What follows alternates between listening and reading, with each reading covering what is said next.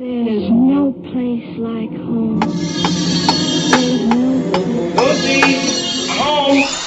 Our house is a very, very, very fine house with 2 cats in the yard. Life used to be so hard. Now everything is easy 'cause of you.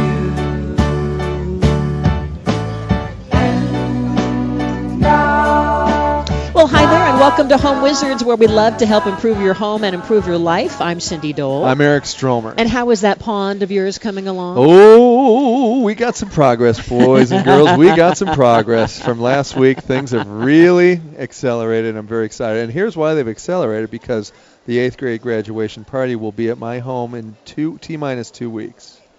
So it has to all be done. A little bit of pressure. And that's really the only way Daddy gets things done. It's got to be really. You got to have a deadline. I got to have a deadline. It's working out. That's good. And that's a really good tip, by the way. When you are taking on some kind of home improvement activity, if you can set up some kind of either real or imagined deadline, it really makes a difference. It's obviously how you get stuff done when you're doing this as a professional or a general contractor being hired. You've got a hard deadline. But if you're just kind of doing it on your own, you can kind of get distracted and dilly-dally. Yeah. And before you know it, 4 months can go by, life gets in the way. You know what, though? I don't know about, I think that if you're going to do it yourself, it gives you that deadline. But I'd be nervous about hiring a contractor, and I have a wedding I'm putting in my backyard. And that deadline, wouldn't you freak out if they just kind of flaked out on you? That would be so overwhelmingly stressful, and I can't imagine. But I've had a lot of experience when I was remodeling houses where there were deadlines that had to do with weddings. Like it's a big show coming up. And it's all sort of contingent on you getting the patio down in time for the bridal reception or whatever. It's kind of tough. Yeah. I wouldn't put that pressure on myself. So your pressure is still pretty big because all those kids are going to be there, and parents are coming too. Parents are coming, and I've been talking about it. Kind of bragging. So now if the thing doesn't operate, I am the biggest loser in the history of mankind. You'll turn it on, and then the water doesn't come. Yeah, either that or a 50-foot geyser of water will show up, because I think I got a oversized pump. Because I want this big sort of waterfall, rushing water sound and feel. And if it doesn't quite work out that way, then water will simply shoot out at my guests. But here's where I am now. So last week we talked about the fact that I'd excavated all the earth. I made I dug the holes for the pond. In my case, I'm going to have this 4,400 pound boulder that I've had delivered already, sitting at the top of the little area, and it's about a 25 foot by 75 foot space. And so the top of the area I built up with soil, and I kind of elevated it about 12, 14 inches, and then it's cascading downward to zero, actually below grade. And so there's the water comes off the boulder, goes into the receptacle right underneath it, so it looks like we're in a lagoon somewhere, and then it fills up, and then a little river comes out of that and cascades down to the collection pond at the bottom, right? So there's two holes essentially. They're about 4 feet wide, 12 feet deep, and it's just a beautiful shape. It's kind of an organic shape. And I like the picture you showed me of your wife Amy holding the hose, kind of going whatever, and she's holding the hose, and the water and I'm like, no, honey, point it in a different way. It's got to go. But it help you visualize the shape that you want this river to go. Yeah, what I did is good point. What I did is I had the water come off the rock and go where it naturally would go, and then as it flooded, it created its own path through the soil to the lower receptacle pond, right? So it looks very natural. It does. It looks great. Something that God intended. It wasn't like, It wasn't God intended it, not Eric Stromer. It's how it actually looks. And so now I created these nice little mounds, in the dirt. So I've got a lot of extra soil. And here's a great tip. When you're digging big holes in a garden bed and you're going to create one of these ponds, the soil's got to go somewhere. And I think a lot of people forget, like, oh my God, I've got too much dirt. What am I going to do? So I just put it in a wheelbarrow and then sprinkled it around some of the lower garden beds that I have on the property. So that really Nice. helped out as a way to kind of distribute it. And then the stuff that was left over that I didn't do in the garden beds, I created these little berms and mounds and hills and stuff. So it's got a nice topography to it. It's not Yeah. just flat, right? That's perfect, because that's what you'd see in nature. You want to have varying heights. That's right? exactly right, yeah. Great. So now the next step, so here's where I am. So I've plumbed it. I've got 1.25 inch PVC running from the back of the boulder where a piece of copper, 1.5 inch copper, is going to come out almost like a faucet on a sink, a huge one that's about 3 feet tall. Because you're not drilling a hole in I'm that not boulder. going to core the boulder. I want the feature to be obvious, like this is coming out of this pipe, essentially. Gotcha. But it's really beautiful. It's got sort of a mod feel to it.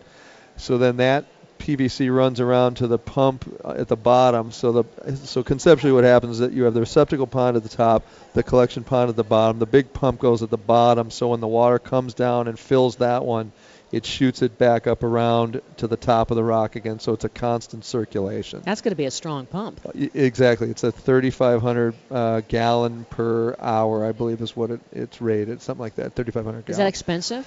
It's about $250. That doesn't sound too expensive to No, me. but this thing will literally shoot water like a fire hose. I mean, it's Wow. really intense and strong. And you once can control the setting, though, too. Yeah, well, you can't. But what you I can't. did is Oh. I put a ball restrictor? valve Uh-huh, on it uh-huh. on the pipe that goes back up, and I can turn that and Yes. slightly obscure water going through it, and that'll change my pressure. So that no matter, like if you were entertaining people outside when you want and someone said, "Turn conversation, down the pond for crying out you loud." can kind of dial it down That's or right. amp it up. Yeah, That's exactly what we right. have on our pond too. Because sometimes you want to have just a trickle, Yeah. and other times you want it to be this like the rapids. That's exactly right, yeah. So basically now where I am is I've plumbed it, I've done all the electrical, I've filled all that back in with the dirt, I've shaped and carved out everything with a shovel, and that's the key. You want to shape it, get your soil down about 12 to 14 inches for your holes for your pond. Mm-hmm. Make some nice organic shapes for both the receptacle pond and the one where the water falls in, and then carve your river bank out. And what I did is I wet the soil a couple of times over the last few days with the hose, because it makes the ability to carve and make right angles easier, because it's almost like clay now. Mm-hmm. If it's too dry, it's just going to powder down and you can't get clear trenching. But when you wet it a bit, you can literally carve it out and make it exactly the shape that you want. Great. So here's the next step. The next step is now I'm going to put the PVC liner inside the pond, right, and the little river area and the receptacle pond as well, and bring it up over the edges by about 12 inches around the outsides, because ultimately what will happen is I'll put these big stones around the top of that PVC liner and down the little stream bed, and then from there I'll start planting and putting all my succulents in and my grasses and all the other stuff to create the look of, well, the Blue Lagoon with Christopher Atkins and Brooke Shields. And you and I will be cliff diving off of my boulder. It'll be glorious, drinking our mojitos. But it's a ton of work, man. And listen, don't underestimate digging. Digging kicks your rear. It's very difficult. And I've come across some pretty good techniques for moving the dirt. And a lot of people use their arms when they're digging, and when you put the dirt from the ground up into the wheelbarrow, you've got your arm bent. I like to keep my arms straight and use your legs, because over a 3 or 4 hour period of time digging, it's exhausting. And make sure you have a big hat on and put sunscreen on, because you will fry out there. And dig in the morning and in the evening hours. Don't dig right at the height of the day, otherwise you're going down. Yeah. So that's where we are now in pond land. That's the next step now will be putting the PVC liner in, lining everything with the boulders, and putting the rocks inside the riverbed and the ponds. electrical's in for your lights? Electrical's in for the lights. Because So that's key too, right? Key, because then you can light the cascading water at night, and you see that beautiful you gotta look have of, that. oh man, it makes a 100% In our pond, world you of know, difference. the thing is, be careful about lights that you get the right brand and the right Yeah. kind, because some of them, I mean, they've really updated how they're made, but because they get waterlogged and they short very quickly. Right. And then you've got to go back in and take it all out and put it back You mean in the pond lights? because we have Yeah. ponds that are inside the water. Love Are you that. going to put some of I those? am. And so, like for instance, we have one underneath kind of the side of a rock, and it's shooting toward the waterfall itself. Oh, that's nice. And it got waterlogged and shorted, and so we ended up getting this new LED style. Yep. And actually, it's a better technology. So Yeah, I have the LED lights Good. also, Good. which I just love. Yeah, they don't short as much. And then to your point, you have koi, which is a great idea, and it's so overwhelming. I don't think I'm going to get the fish going this round. Right. That'll be another time. So for the graduation party, if I can get water to flow and it looks kind of like a waterfall, I'm good to go. You're happy. Yeah. Aw. And you'll have the grasses and all the beautiful landscape. Because That's right. I think that's what really makes it nice, too, is after you've had the hole filled up with water, it takes on its own life. Yeah. Every year your garden and your pond's going to grow, and it's going to look like it's been there forever. Boy, do I You hope. know? Your mouth to God's ear, my friend. Well, when we come back, we're going to talk about, speaking of ponds, some fun water aquatic plantings like Oh, good. lilies. Lilies. You've got to have some lilies in your pond. Love that. You don't even have to have fish. Yeah. There's a night blooming lily. And is it fragrant? It's fragrant. Oh. And it blooms at night by the moon. Wait to Oh, hear about that. no way. It's coming up next. Home Wizards, Eric Stromer, Cindy Dole. We're talking about improving your home and improving your life, and we're back after this.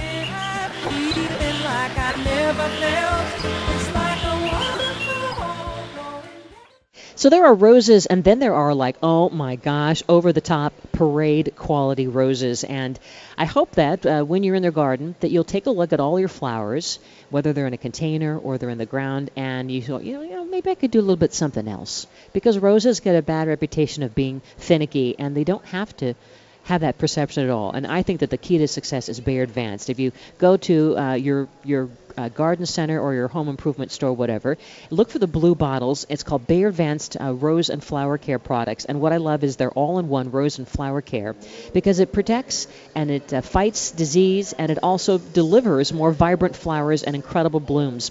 So check it out. Go to that center that you love for all of your gardening needs and check out Bayer Advanced. Better science, better results. It's in the blue bottle. What I'd like to do is you can get it in liquid, but I prefer the granules. You sprinkle it at the base of the rose bush, you water it, boom, you're done. BayerAdvance.com. Always read and follow label directions.